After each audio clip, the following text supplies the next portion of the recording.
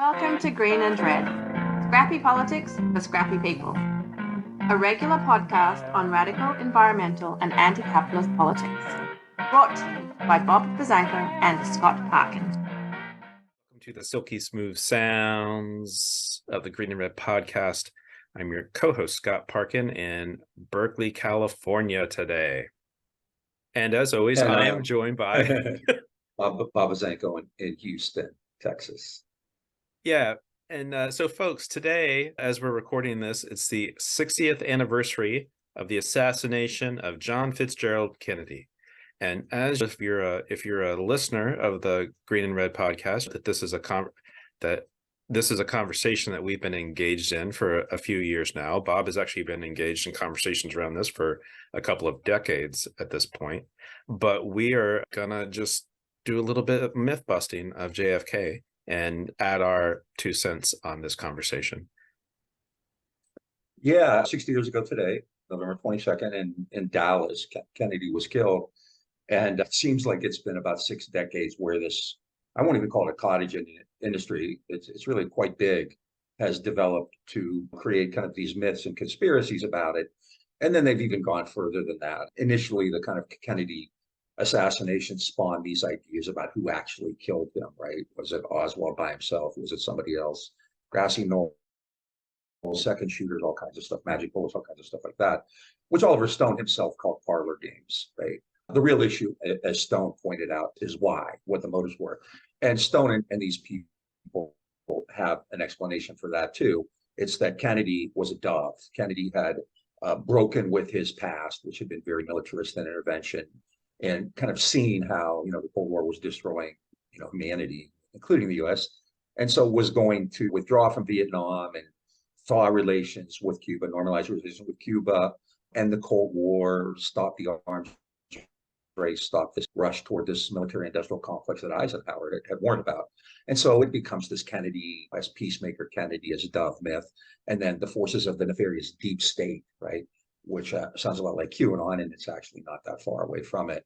These nefarious forces had Kennedy killed because he was going to mess it up for all of them, right? He was going to usher in this new Canaan with peace and money being spent on human needs rather than on the military. And he was going to leave the Vietnamese and the Cubans and all these other third world countries, Guyana, Brazil, Iraq, Indonesia, to their own devices so that they could achieve self-determination. And this is utterly ridiculous. Earlier today, I put out on various social media just almost like a bibliography, really, of all the things we've done on it, the stuff I've written, the shows we've done. And one of the key people in that group, Jefferson Morley, has responded in the typical way. Generally, these folks get gaslit. And so Morley says, name one person who thought Kennedy was a right-wing hawk. So what? That's irrelevant. He mentions Claire Booth Roos. Claire Booth Roos's opinion about JFK is utterly inconsequential, right? Whether somebody thought JFK was a right-wing hawk or not doesn't really contribute to this. And then, of course, they get insulting. They accuse you of being condescending and insulting, which I've never done. I've read much of, if not most, if not all of what Morley has written about this. I've read a lot about Jimmy DiEugenio, about this founder.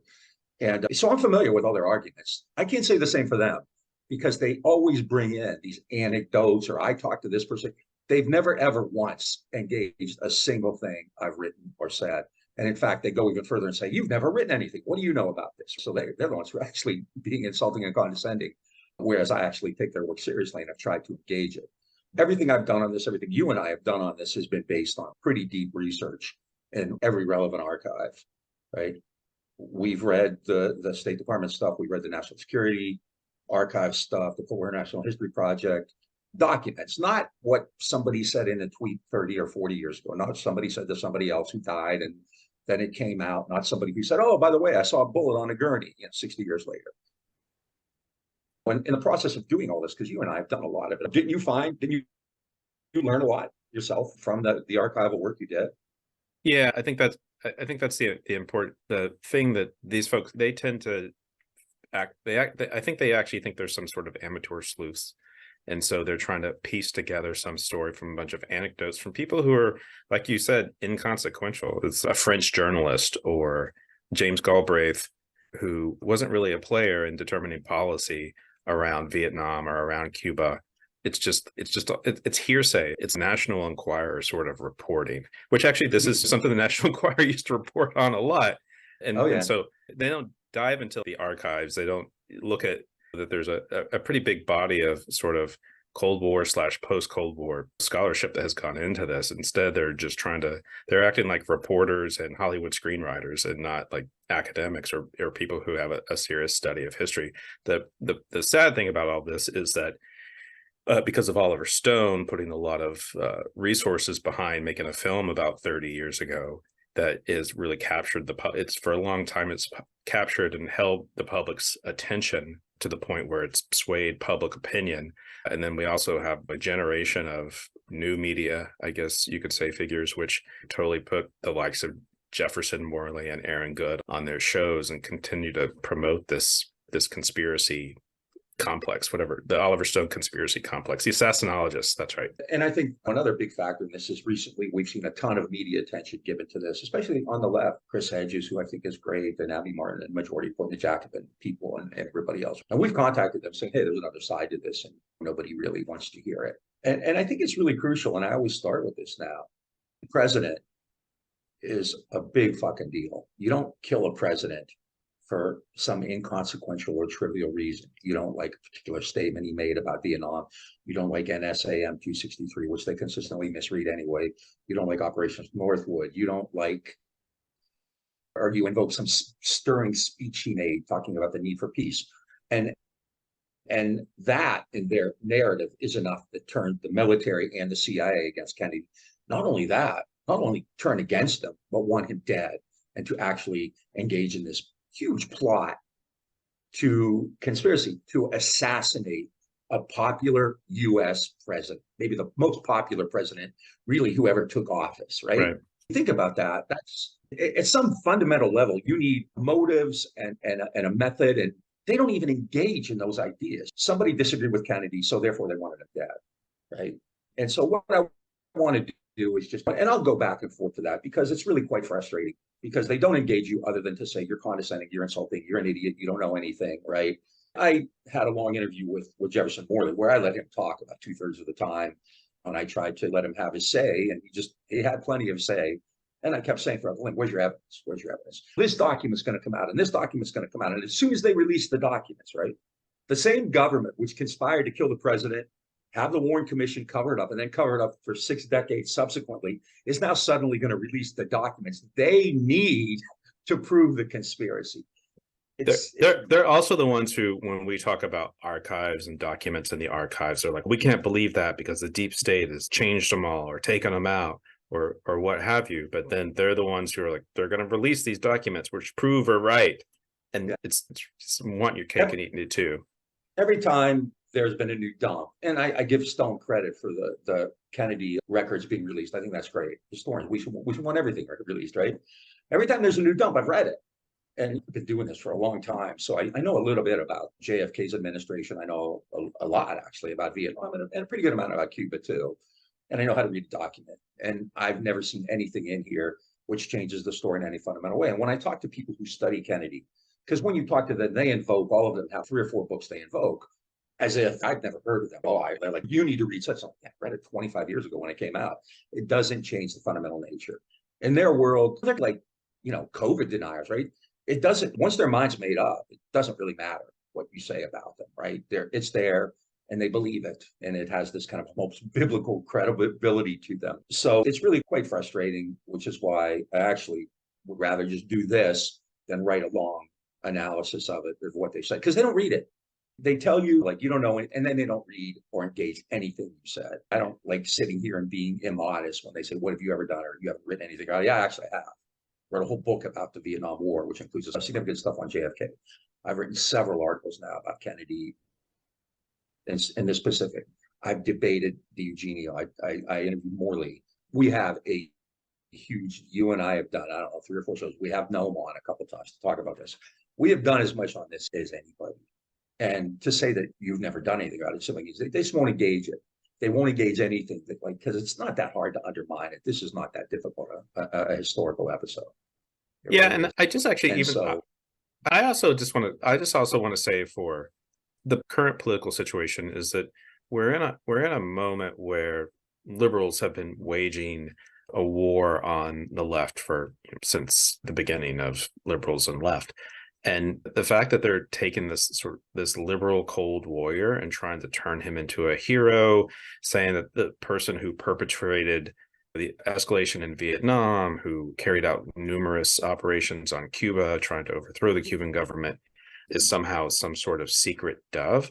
Actually, I feel like actually undermines, left politics as well. I think if we're moving towards, I feel like we need a more anti-authoritarian left in this country, and that if we're making a hero out of Kennedy, then we're undermining that. Is that, oh, we can have a president who actually can be a dove, where the system's not set up like that. It's not even about Kennedy as a person. It's about how the system of government and politics and global politics works.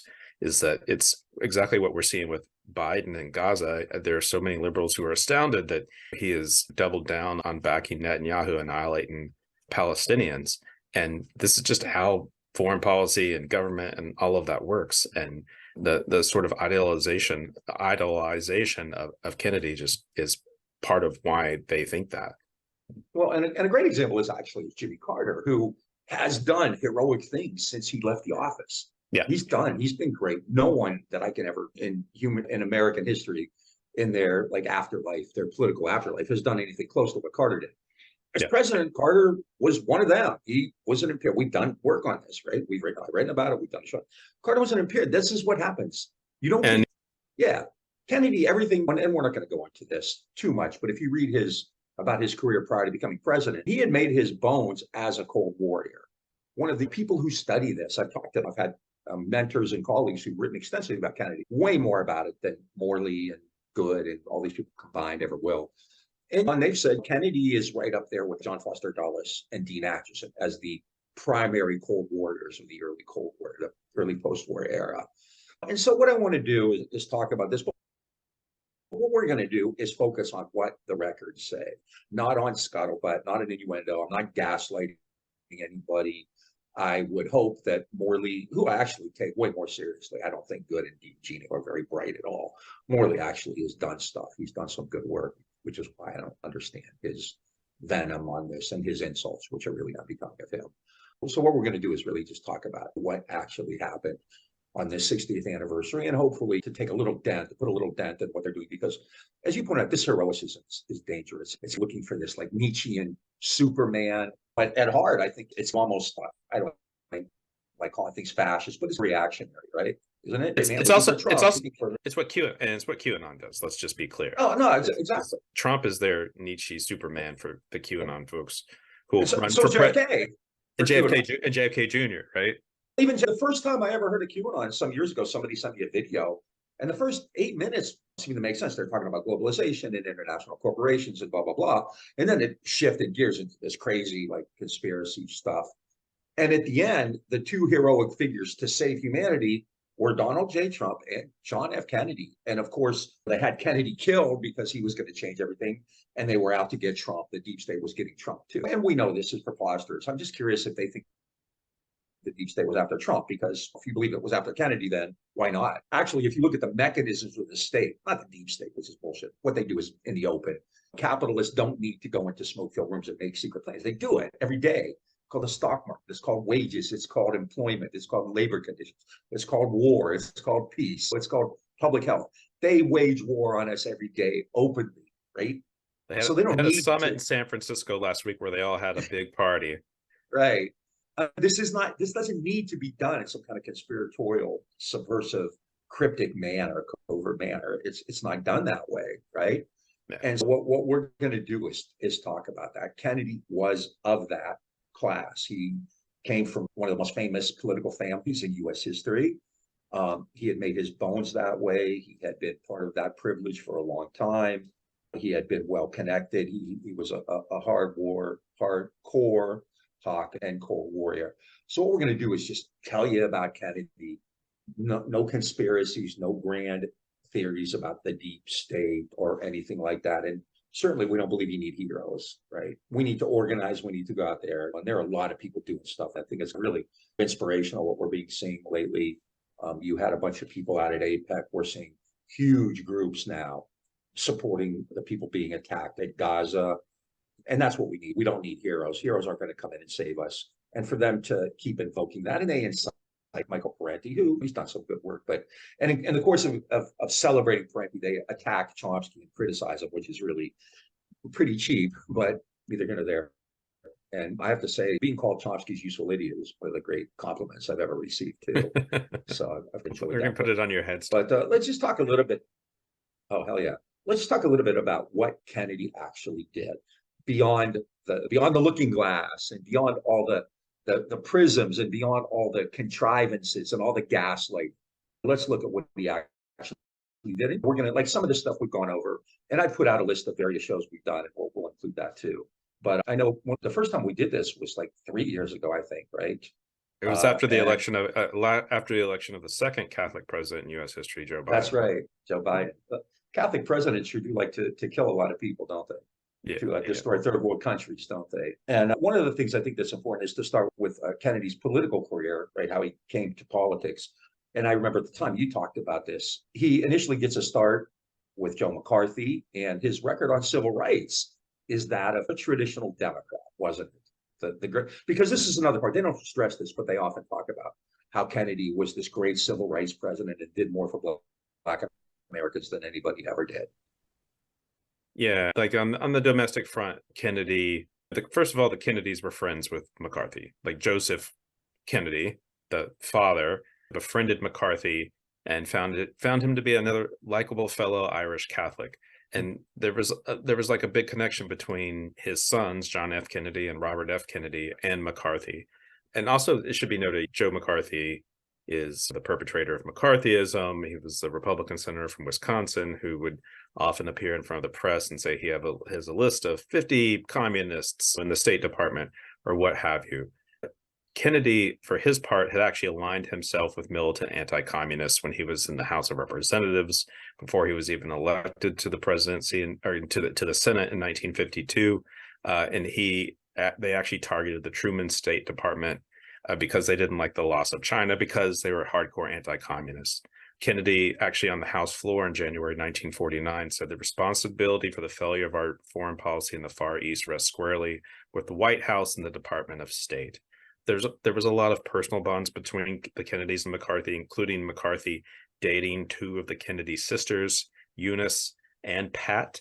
He actually went to the wedding of Eunice and Sergeant Shriver and presented Eunice with a silver cigarette case inscribed to Eunice and Bob from the one who lost. And so there's a little romantic intrigue there as well. Bobby Kennedy actually worked for Joseph McCarthy and actually had a clash with Roy Cohn, which actually led to RFK actually eventually leaving the HUAC committee. But when the Senate voted, so Kennedy gets elected to the Senate. During his election, McCarthy basically supported JFK in taking out Henry Cabot Lodge, who was actually a Republican senator. And then it's also worth noting that when the Senate voted to censure McCarthy, Kennedy had surgery and he was notably absent from that vote. It was actually it was a pretty dirty like relationship going on there. There's a pretty choice quote, it's fairly long, from Eleanor Roosevelt about Kennedy and McCarthy. She wrote in an article called On My Own, which was printed in the Saturday Evening Post during the lively contest for the vice presidential nomination between Senator Estes Kefauver and Senator John F. Kennedy, which was in 1956. A friend of Senator Kennedy came to me with a request for support. I replied I did not feel I could do so because Senator Kennedy had avoided taking a position in the controversy of Joseph McCarthy's methods of investigation. Kennedy was in the hospital when the Senate condemned McCarthy and, of course, did not record his position. But later, when he returned to the Senate, reporters asked him how he voted, and he failed to express an opinion on McCarthyism. Oh, that was a long time ago, the senator's friend told me. He was unable to vote, and it was all just a thing of the past. It should not have anything to do with the present situation. Roosevelt says, I replied that I thought it did. I think McCarthyism is a question on which public officials must stand up and be counted. I added, I have not heard Senator Kennedy express his convictions and I can't be sure of the political failure of anyone who is not willing to state where he stands on the issue. Later, Kennedy came to see me. I told him exactly the same thing. He replied in about the words that he had previously used in talking to reporters, saying that the McCarthy condemnation was so long ago it did not enter in the current situation. But he did not say where he stood on the issue, and I did not support him. I think what's important here is that they had this sort of back channel relationship where the Kennedys and McCarthy privately supported each other, including having like social connections. And while Kennedy didn't overtly take a stand on McCarthy, he also overtly did not condemn him or anything along those lines. I think that's really important to note, that the Kennedys were fine with someone who would like get people blacklisted and go after them. It also, I think it's important to understand what the nature of liberalism was after World War II. Cold War liberalism involved domestic reform. So Cold War liberals clearly did support things like civil rights, and they'll be important in the civil rights movement moving forward. Cold War liberals hated the Soviet Union and communism, so they were all in on military budgets. They were all in on interventions. They were corporate liberals. They thought communism was as evil and bad, just like everybody else did. These are the people who had destroyed Henry Wallace, put pressure on FDR in 1944 to remove him from the ticket, really monkey wrenched his candidacy in 1948, red baited him. They red baited Truman, had instituted loyalty oaths of the government. They red baited people like Paul Robeson and other activists. In the early days of the Civil War movement, they were calling Martin Luther King a communist. And keep in mind, too, the Democratic Party was really strong in the South. There were no Republican senators in any southern states in the 50s. Kennedy came out of that. The idea to portray him, not even 10 years later, as this different person who cherished civil rights and hated war and hated the military and hated intervention, is just utterly ahistorical. There's nothing for that. He was the opposite. He came in that culture, in that system, in that structure. And so as a result of that, you get his very close connections to McCarthy, to McCarthyism, to destroying people right there, blaming the State Department in the Who Lost China debate. In the 1960 debate against Nixon, Kennedy attacked Nixon for not overthrowing Castro in Cuba. And look at Kennedy's federal address. We will pay any price, bear any burden, fight any foe. We will do this and more, is what he says. We'll do this and more. Why do you do more than that? You fight any foe, bear any burden, right? He came into office out of that culture. He was a McCarthyite. His positions on civil rights were slow and meandering. Yeah. No, keep going. Then I'm going to say something. Oh, okay. No, his positions on civil rights were slow and meandering. He put pressure on King and others in the civil rights movement to slow down. It's not time yet. You need to wait. He initially tried to get them to cancel the freedom rides and reluctantly agreed to put federal marshals on the buses as they were getting firebombed and people were getting beaten up and like literally killed in some instances. He moved slowly. Well, go ahead. The one thing that where he gains some cred with the civil rights movement is when King was in jail in one of the southern cities, and when he was running for president, it was in Atlanta actually, and Coretta Scott King had actually called Kennedy basically concerned about her husband's safety, and he was encouraged to call Mrs. King Kennedy, and basically Robert F. Kennedy the next day made a well-placed phone call to secure King's release. The important thing to note here, though, is what the Kennedy people did is they turned this into a pamphlet about how they had been this champions of civil rights and had actually supported King getting out of jail in October 1960, and then distributed to Black churches all over the country the weekend before election, November 1960. And so it's a really cynical act. And where we're talking about he's this liberal civil rights supporter is it's all completely Machiavellian political moves to like, so the Black vote turns out for him in an unprecedented sort of way. And it was very important in winning that election. As president, he doesn't want to piss off the southern states. He appoints Southern segregationist judges. He's constantly telling King to slow down. Finally, reluctantly, was dragged into proposing the civil rights law in 1963. amid the filibuster, King and others decided to put even more pressure on him with the March on Washington, and he was killed shortly after that. There's not much of a record there, and to call him somehow a heroic champion is preposterous. And of course, the irony is that Lyndon Johnson from Texas, who clearly didn't have a sterling civil rights record, actually ended up doing a lot of the things that Kennedy never did, right? You want to create this image, this young man shot down, handsome guy, handsome family, and all this kind of stuff. But if you look behind it, the Kennedys, Machiavellian is the perfect word. Kennedys, everything they do is calculated and thought.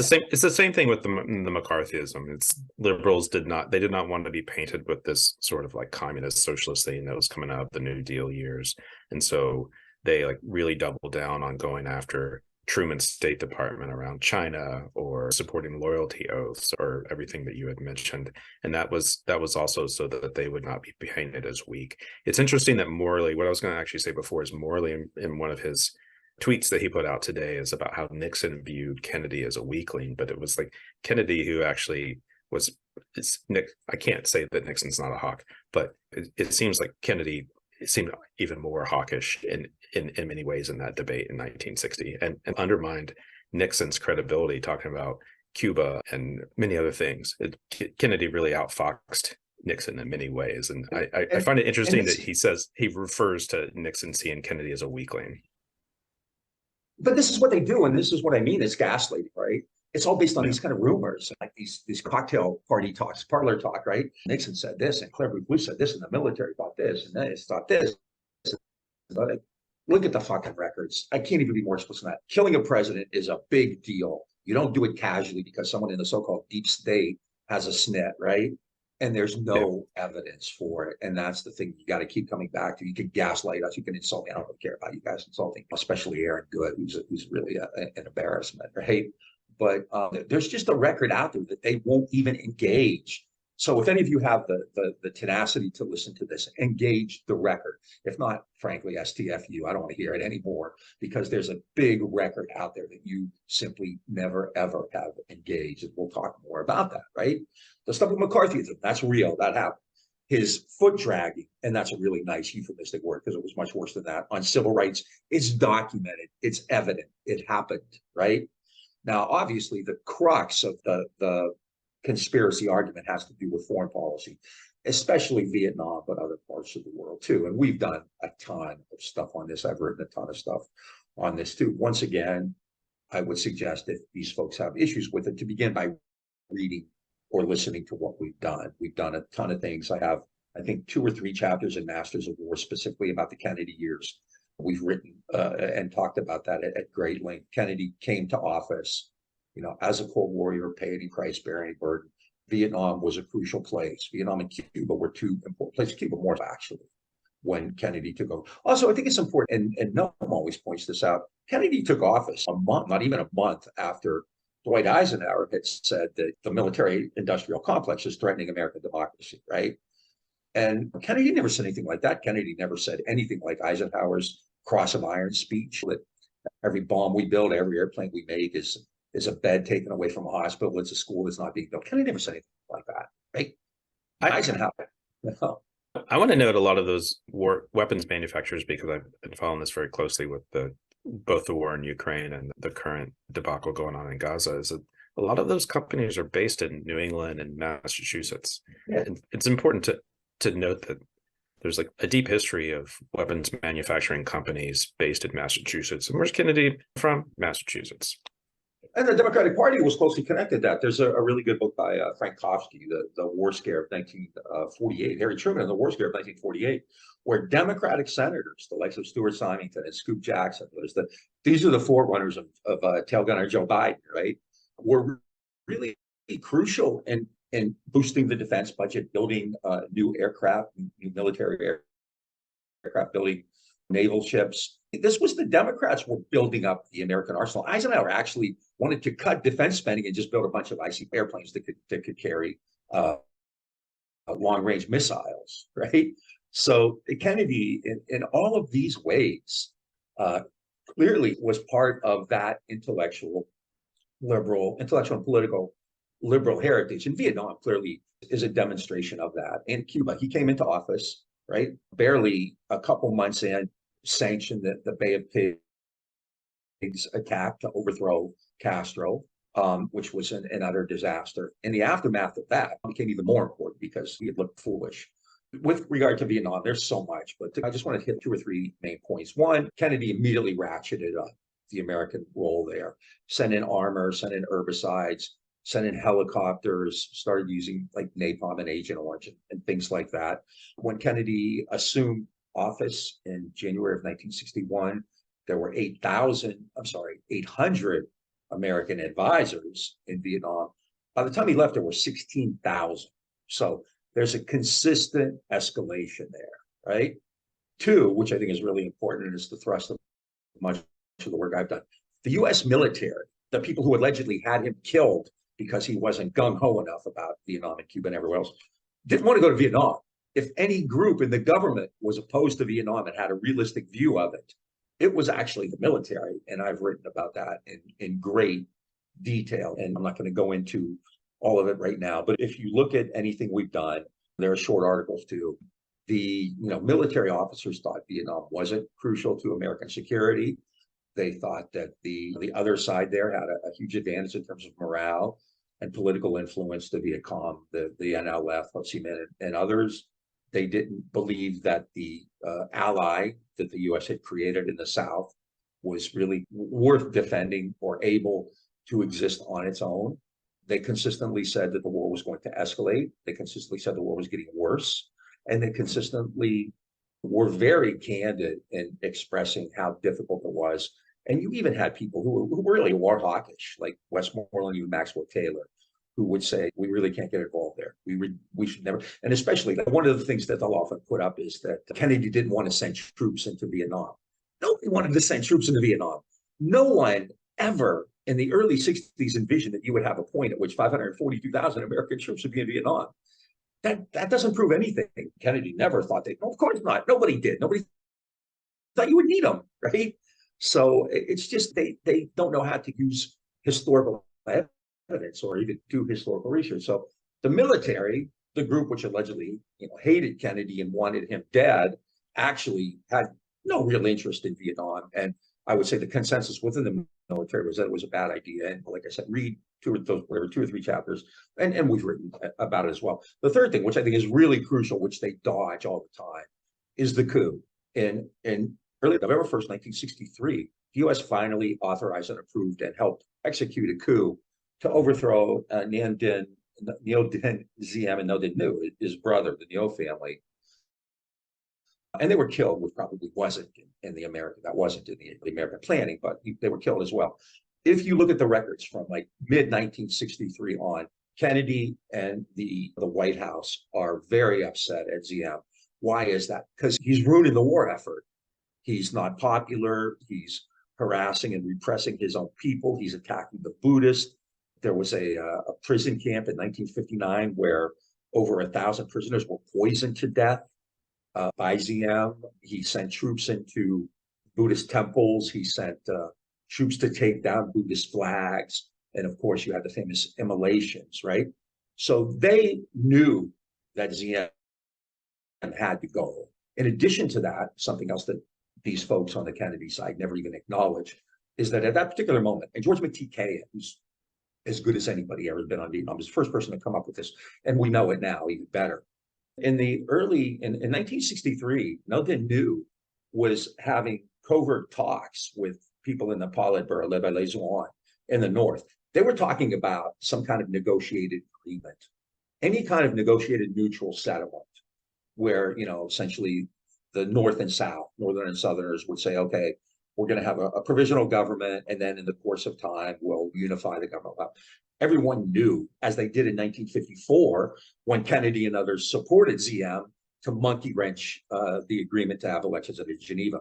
But everyone knew, again, that Diem could never be elected to run a unified Vietnam, that in fact, the only people with the credibility to do that came out of the old Viet Minh or some of the front groups, people like Ho or Trong Chen or Van Van Dong or Lê Duan. So basically in 1963, Kennedy understands that their options are to double down, to get into Vietnam even deeper, or to see a negotiated settlement, which would leave the U.S. with egg on its face, and would leave Ho or somebody from the Viet Minh in charge. Those are their options. They don't have anything else. They either go in deeper, or they get rid, or they lose, or they get rid of Diem. And getting rid of Diem is going in deeper. What did they think? They were going to overthrow Diem and then everything would be fine? The war would be over? How? There were 12 governments in the ensuing 18 months in Vietnam. And a lot of those governments were overthrown by the US because the new Vietnamese leaders continued to speak to the Politburo in Hanoi about a negotiated something. Kennedy was far more afraid of peace breaking out in Vietnam than anything else. That coup is to me, it's like really all the evidence you need, right? If you're gonna get out of a war, if you're in some kind of conflict, are you gonna utterly just destroy the government you're allegedly aligned with? Are you gonna just monkey wrench that whole thing and start over again? It makes no sense. It's preposterous. And there's nothing in the record. They keep quoting NSAM 263. Oh, and NSAM 263 was declassified in the early 80s. It's not something they say like, oh, what is it then? Lord of the Rings or something like the precious thing, or that's what they treat it like, right? Some kind of ring. The ring. It's the ring. It's the ring, right? NSAM 263 is a boilerplate document. It had been around in various forms for quite some time prior to that. It suggested that if things continued to go well, and in 1962, actually, things had improved because the United States had sent so much firepower in there that they were using that with some success. The Viet Cong and other groups rallied by early 1963, especially at An Bach. They had reversed that. But even essentially, NSAM 263 said, if the war's going well, we might be able to pull out some troops. Maybe we can withdraw some troops by the end of 1963. And then maybe, if things go well, by 1965, the war will be over. That's what policymakers do. They put together documents. I've seen countless documents like that. These are the projections. That's why you have things called the National Security Council, policy and planning staff. That's what these groups do. They study these things and then they put out papers and they put out projections about them. The military directorates, military intel, they all do that. If you go through archives, you're going to come up with dozens of documents of this nature. And they're going to suggest various alternatives. There's nothing wrong with saying, look, things go well, we can start pulling troops out. And if the situation's taken care of by 1965, we can withdraw. Fine. So what? Right? The fact is, it wasn't. And if it had been that sweet, that peachy keen, they wouldn't have had a coup. They wouldn't have been so upset that Dinh Nguyen and Lê Duan's people were talking. They wouldn't have continued to plan for a coup and overthrow Diem. They wouldn't have. It's just there's nothing there. The evidence all points in an uncontrovertible way to Kennedy ramping up the American commitment in Vietnam. That's the only point that matters. It's not who said what to who. Claire Booth Luce, Richard Nixon. He's weak. I talked to this guy. Somebody in France said this. It doesn't freaking matter. What matters is that every single bit of evidence in the historical record indicates Kennedy ramping up Vietnam. That's it. That's it. Yep. Yep. Like, how fucking hard is that? Excuse my language. How fucking hard is that to figure out? Yeah. We'll have to do the explicit checkbox on this one. We'll have to hit the explicit checkbox on this one. When it's interesting, I just want to point out, there's this really great quote from Chomsky, which I jotted down when we did one of these episodes, which is the Kennedy assassination cult is probably the most striking case, talking about conspiracies, etc. You have all these people doing super scholarly research and trying to find out just who talked to whom and what the exact contours were of this supposed high-level conspiracy. It's all complete nonsense. As soon as you look into the various theories, they all collapse. There's nothing there. But in many cases, the left has just fallen apart on the basis of these sheer cults. I think it's really important to point out is that they spend a lot more time talking about, one, hearsay and not documented conversations from people who are like, maybe not Nixon, but like others who are like largely irrelevant. But then I've never actually seen any of the assassinologist conspiracy people actually dive into the November 1963 coup against Diem, right?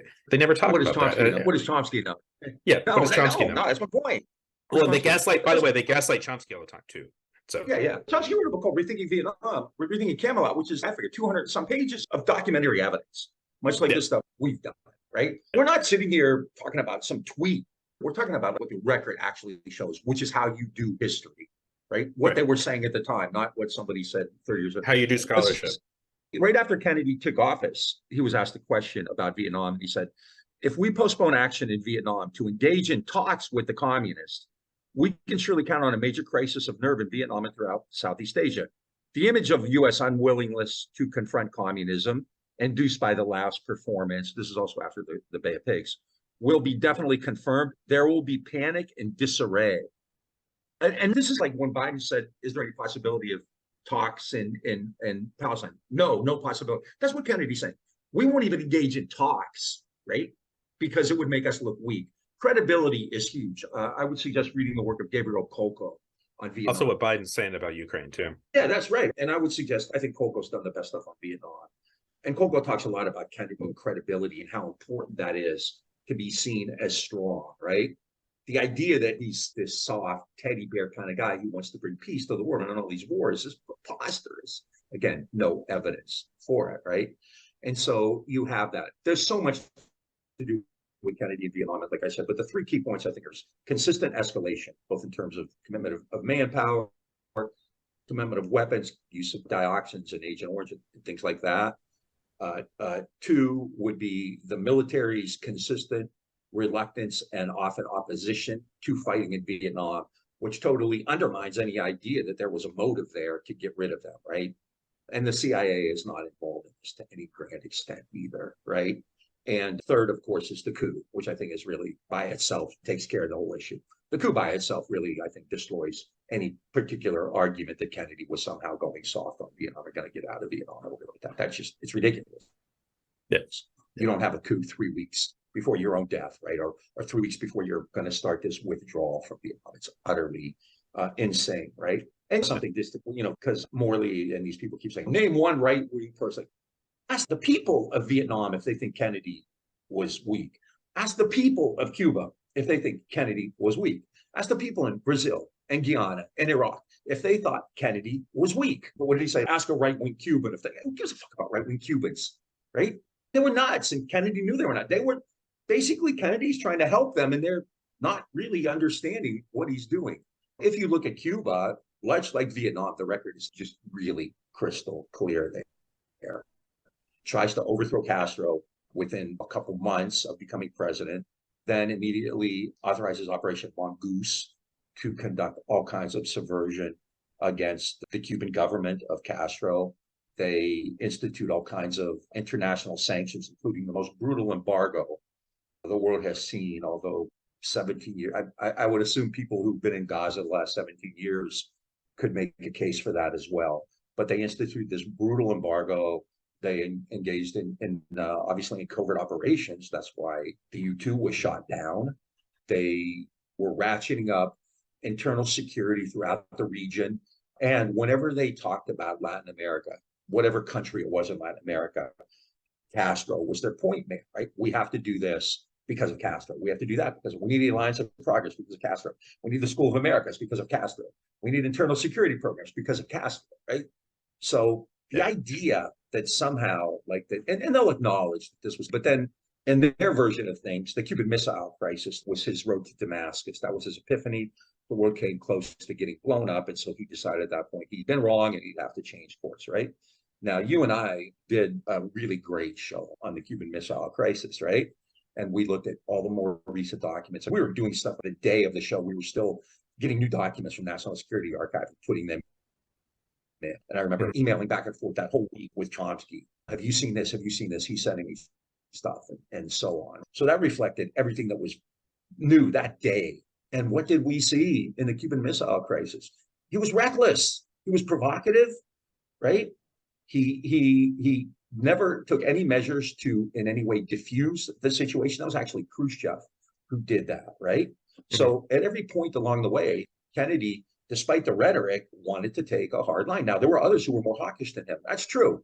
That's what policymaking is. You get a bunch of people in a room and not everybody agrees. And some people may disagree virulently. But the fact of the matter is, Kennedy didn't take any kind of soft line.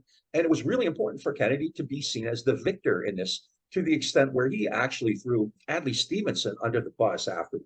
Stevenson was the UN ambassador, and he put the story out that Stevenson is the one who wanted to negotiate. and he wouldn't let the media report on the trade for the Jupiter missiles in Turkey. And I think and again, this kind of seals the deal. During the missile crisis, the U.S. continued subversive operations. And after it was over, they ramped them up again. And in fact, what was it, in November of, I can't remember the precise date right now, November of 1963, the U.S. authorized these Miami terrorists to blow up a Cuban factory, and they killed 400 people, right? Now, what's that? You're trying like to bring freaking peace to the world, right? And when they thought Castro was so upset, Castro had a meeting and met in September of 1963. This is before Kennedy was killed. He had a meeting with a reporter from, I think, UPI. It was like an event at the Brazilian embassy in Havana or something like that. And Fidel went off on a rant about Kennedy. He's trying to get rid of us. I can't stand the guy. Like, the Cubans didn't see Kennedy as going soft. And in fact, a very ham-handed story, but also, I think, reflective of what Kennedy was really like. On November 22nd, 1963, 60 years ago today, there was a Cuban operative in Paris. His code name was Am Lash, who was being given a poison pen or something like that to use to kill Castro. And the Church Committee showed that, the kind of constant subversion and attempts at assassination and everything else. Yeah, So, and it should. I want to say is that in JFK Revisited, which is the documentary, the faux documentary that Oliver Stone put out last year, is that there's a segment on where Kennedy was being progressive on foreign policy with in different parts of the world, and one was Cuba, and they actually talk about how Kennedy was trying to thaw the freeze with Castro. And there's a quote that Castro says on the assassination day is, "This is a very bad thing." Castro probably thinks it's a very bad thing because it means the U.S. is going to blame them and come after them, would be my interpretation of that, not because Kennedy was some dove that was about to open up U.S.-Cuban relations for the better. So it's just well, and Oswald was connected with reason to Cuba, right? He's the Fair Play for Cuba committee. So yeah, why would Castro think, oh, this is great? Of course he understands there's going to be a lot of attention thrown on Cuba. He's afraid they're going to blame him for it, which is at least the conspiracy people don't do that. But yeah, there's nothing in the record to indicate that Kennedy was anything other than aggressive and continuing to escalate that aggression in Cuba all the way to the very end.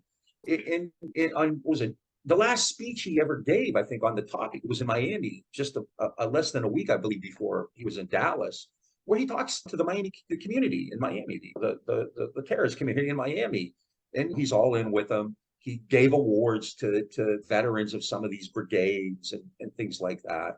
The United States continued to train them in the Everglades, violating all kinds of international laws and everything else. But again, the record shows it. Engage the record. Morley, Good, DiEugenio, Oliver Stone. Engage the record. Go to all those documents. Read what people have written. Read what Tom Patterson has written. You don't have to listen to me. Read Tom Patterson. Read Chomsky. Read Steve Raid. There's so many people out there who've done good work on this. Go to the Foreign Relations series, which is all online. The National Security Archives, it's online. This stuff is there, right? So Kennedy, as in Vietnam, is ramping up hostilities, escalating American aggression and American involvement there. There's no reason that anyone would have within the so-called deep state, within the foreign policy making apparatus, to want him. Again, killing a president is a kind of a big deal, right? You could have issues with him. They keep talking about Operations Northwood, which Kennedy killed in 1962, and Northwood would have, it was another proposal to subvert and overthrow the Castro regime. That was constant. Sometimes you agree on a particular approach, right? Yeah. If you agree on a program within bureaucratic politics, that means you lost that one.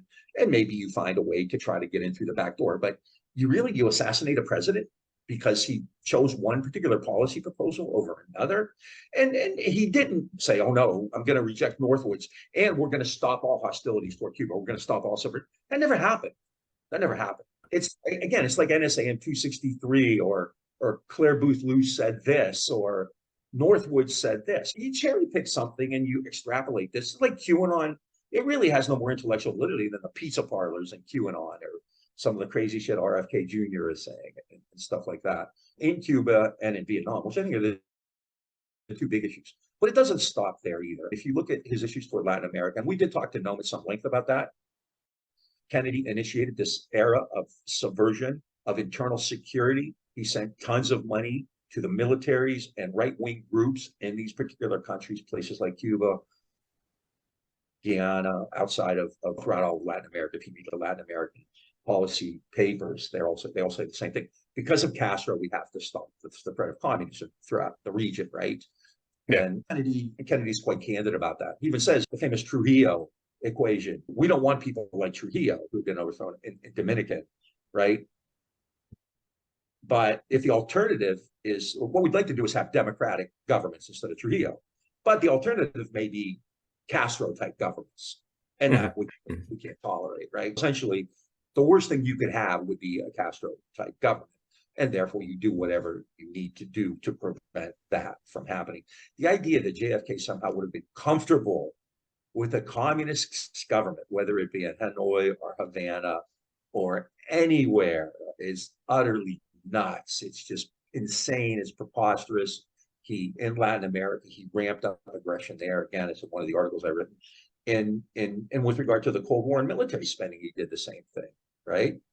In all of these ways, in all of these measures, I guess it's condescending and insulting to point out evidence and facts and reality to people. But if you look at all trolling, it's trolling. It's what it is. It's trolling. Yeah, we're trolling people with facts. Next thing, we're going to blind them with science. It's really quite remarkable that this guy would have this kind of historic reputation, and it would be praised and put forth by the left, by these people like Chris Hedges, who I admire, and Abby Martin, Majority Report, Jacobin. It's all over the place, right?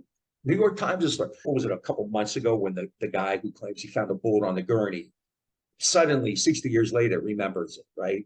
Well, in the New York Times, right?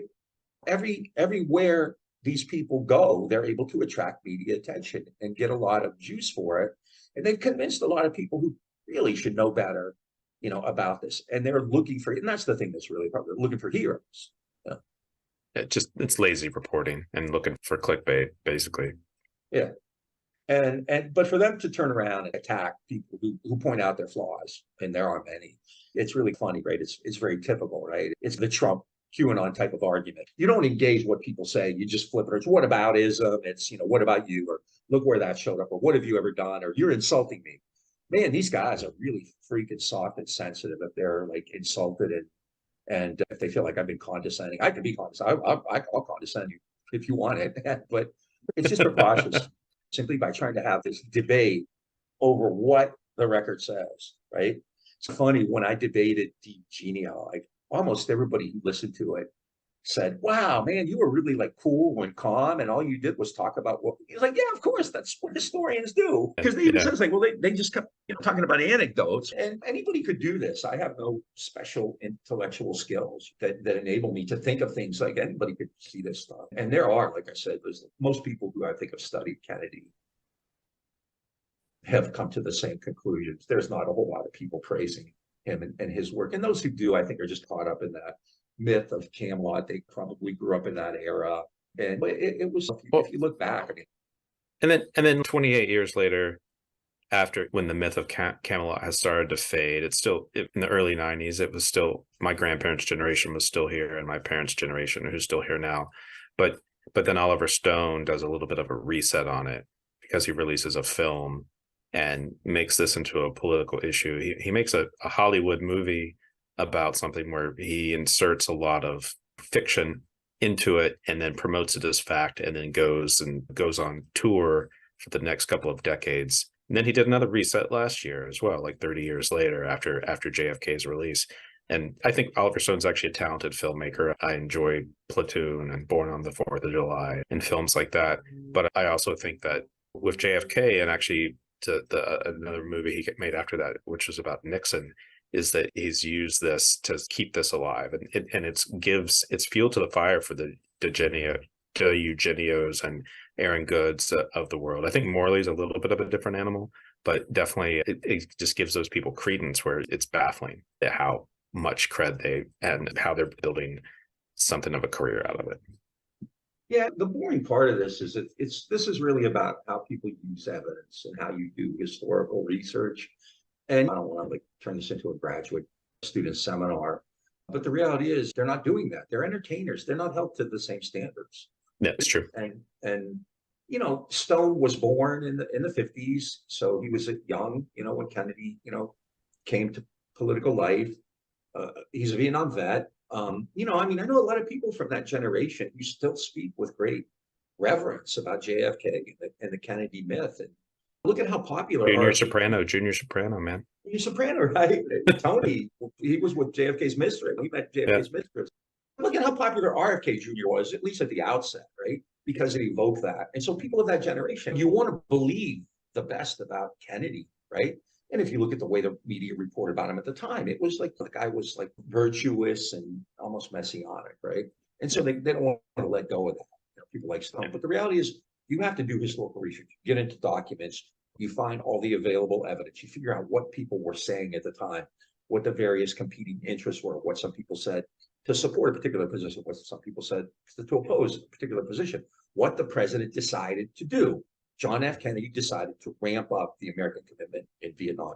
John F. Kennedy decided to overthrow the government of No Dinh Diem in Vietnam. John F. Kennedy decided, against the advice of most of his military, to continue to pursue a military solution in Vietnam with more American resources. John F. Kennedy decided to authorize mongoose against Cuba. John F. Kennedy decided to confront the Russian subs during the missile crisis. John F. Kennedy decided to continue subversive operations after that. John F. Kennedy decided to ramp up military spending. He decided to overthrow governments in places like Iraq and Brazil and Guyana.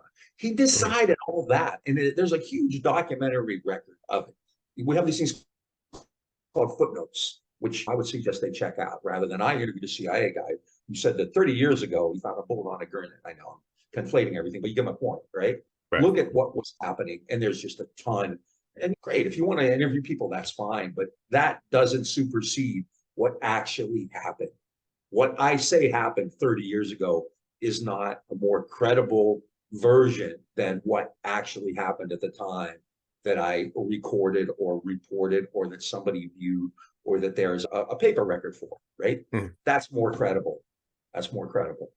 And they don't do that because they know it would undermine it, right? They want you to believe, they want all of us to believe that people in the CIA and the military had issues with Kennedy over these specific policy disputes. And because of that, they conspired. And this has to be a pretty big conspiracy, right? They conspired to kill a US president. And then nobody spilled the beans about it. Nobody talked about it, right?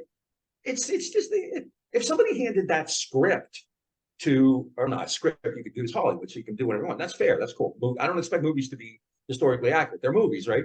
But if somebody handed that story to a press to write like a nonfiction book, it would be thrown out. It would be laughed at, right? Because it makes sense. There's no feasible evidence for any of it. Oh, the Devil's Chessboard and Oliver Stone and all this shit. They just throw all this at you and don't give you a chance to respond. They ignore you or shut you out. And then they accuse you of not saying anything. And all I'm simply saying is, look at the evidence. You don't have to listen to anything I say. Look at all the evidence. Read what we've written. I'm not saying read it because I wrote. I'm saying read it because there's a bunch of footnotes in it. Right? It's really maddening. And this heroicism, I think that's the worst part of it.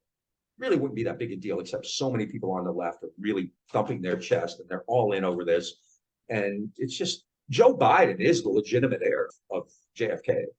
This is what Kennedy would do. So I said, if you're looking at Scoop Jackson's presidency, it's Kennedy presidency. It's not different. Yeah. I think those guys probably did have better domestic programs than Biden. But this is the reality. This is what Democrats do. This is what the Democratic Party does. To suggest that somehow, we're not even talking about JFK as an outlier. We are talking about him as the utter apostate of it all, right? He's the prodigal son, just went off, totally left the reservation and did everything different. And that's utterly ridiculous. There's just no evidence of it. I don't know what to say. I don't get why this need for heroes is. Yeah, there's a lot of emptiness out there, I guess, that they're trying to fill with something that they're being spoon-fed this and they're trying to fill some void. They're looking for it.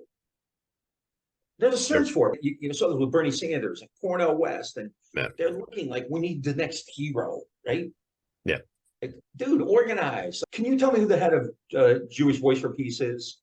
I can't. I have no idea. I don't know Yeah. I don't know who's created the group. I don't know. They're freaking amazing. These people are amazing, right? There's Right. not a single person in there who's a hero. They're doing what they need to do.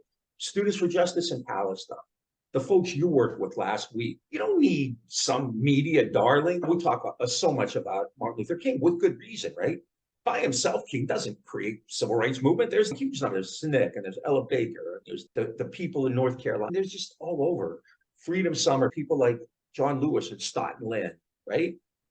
And you don't need some Superman, some Ubermensch to come in and save the day. And Kennedy certainly was not that. It's just nuts. Kennedy, look at the people, like after he died, the same people were there, right? The same people were there for LBJ, telling them what to do in Vietnam, telling them what to do. In fact, largely ignored by the people who claim that they know all the facts.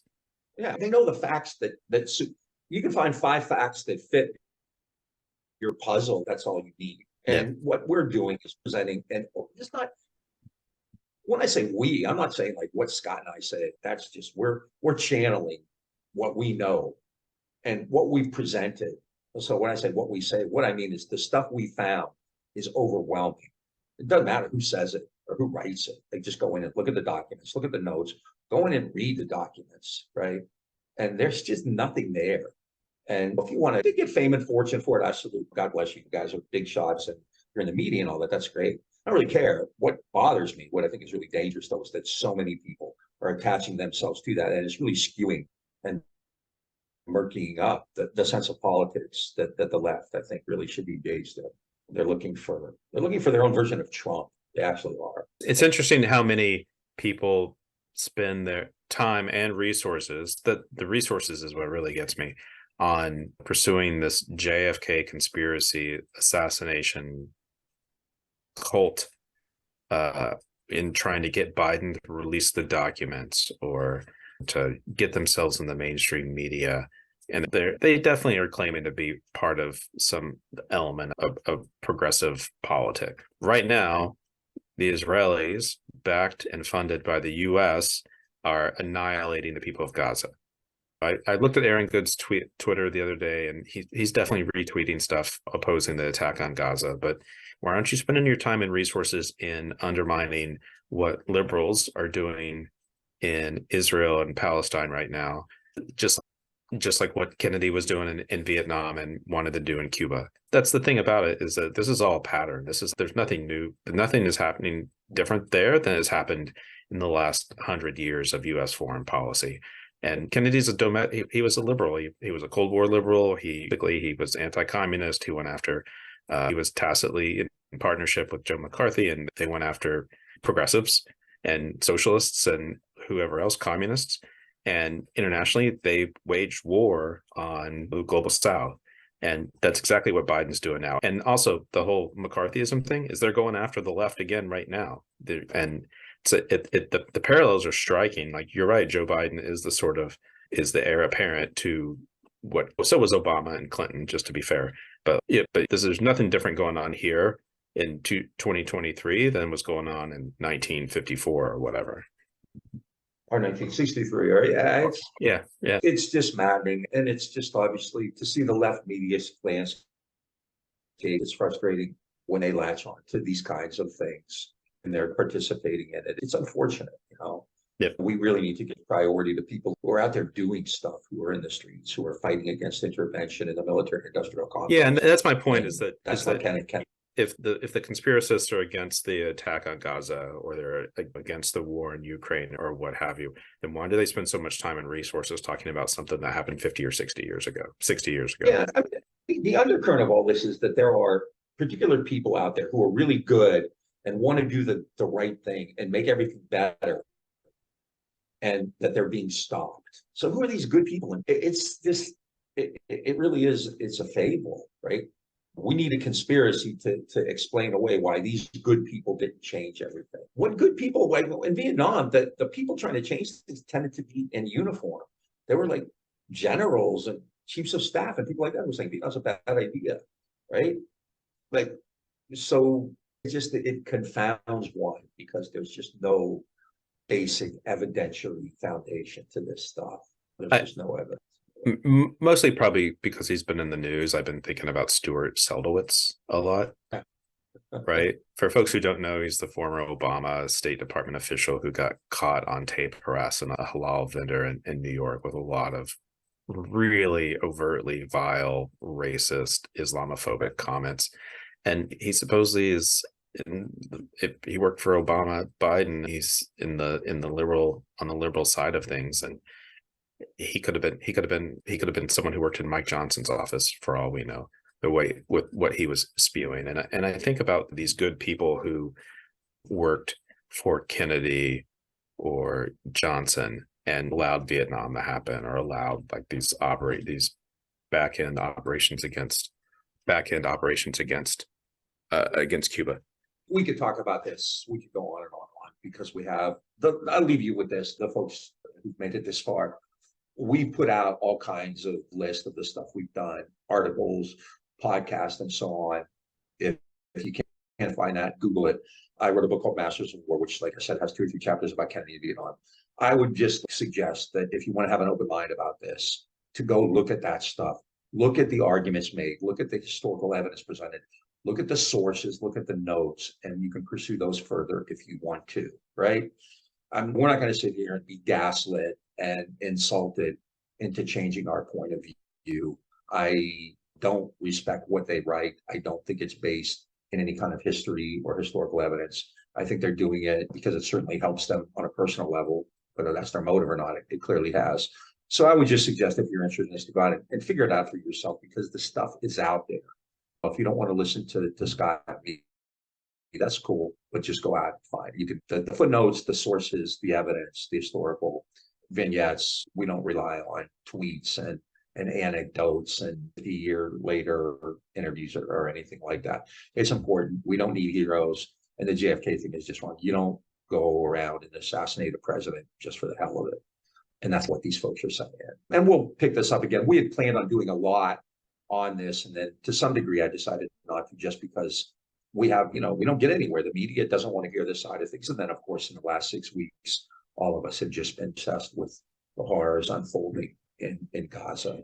Thanks for this, and check it out on your own. It's important. So please check it out.